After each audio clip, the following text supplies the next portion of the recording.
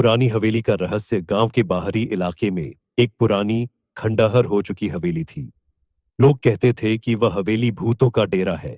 कई साल पहले उस हवेली में एक अमीर जमींदार और उसका परिवार रहता था। लेकिन एक रात पूरा परिवार रहस्यमय तरीके से गायब हो गया। तब से उस हवेली को शापित हवेली कहा जाने लगा। गांव के लोग दिन के उजाले में भी हवेली के पास जाने से डरते थे।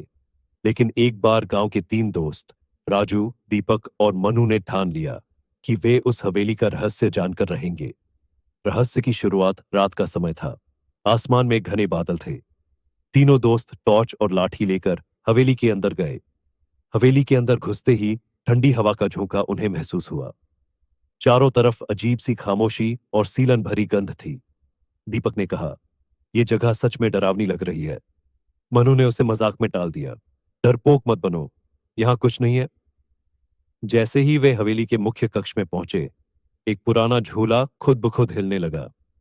अचानक एक खिड़की जोर से खुल गई और ठंडी हवा के साथ दरवाजे बंद हो गए। तीनों के चेहरों पर डर साफ झलकने लगा। डरावनी परछाई वे जैसे ही आगे बढ़े, उन्हें एक महिला की परछाई दिखाई दी। वह परछाई एक पुराने दर्पण के पास खड़ी थी। परछाई की आंखें लाल थीं और उसका चेहरा झुका हुआ था। राजू ने हिम्मत करके पूछा, तुम कौन हो? उस परछाई ने धीमी और डरावनी आवाज में जवाब दिया, यह हवेली मेरी है। जो भी यहां आएगा उसे मेरी कहानी सुननी पड़ेगी। भूत की कहानी महिला का भूत बताने लगा कि वह जमींदार की बेटी थी। उसका नाम रुक्मिणी था। हवेली में उसकी शादी की तैयारी हो रही थी, लेकिन उसकी सौतेली मां ने साजिश करके उसे जहर दे दिया। उसकी आत्मा बदला लेने के लिए भटक रही थी। रहस्य का अंत।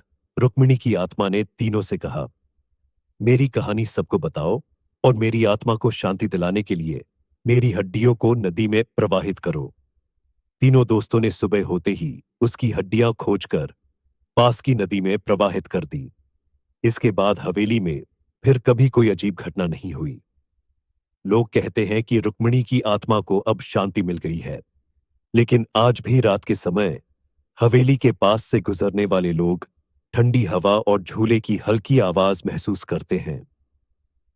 क्या आप उस हवेली में जाने की हिम्मत करेंगे? कहानी पसंद आया हो तो लाइक और चैनल को सब्सक्राइब जरूर करें।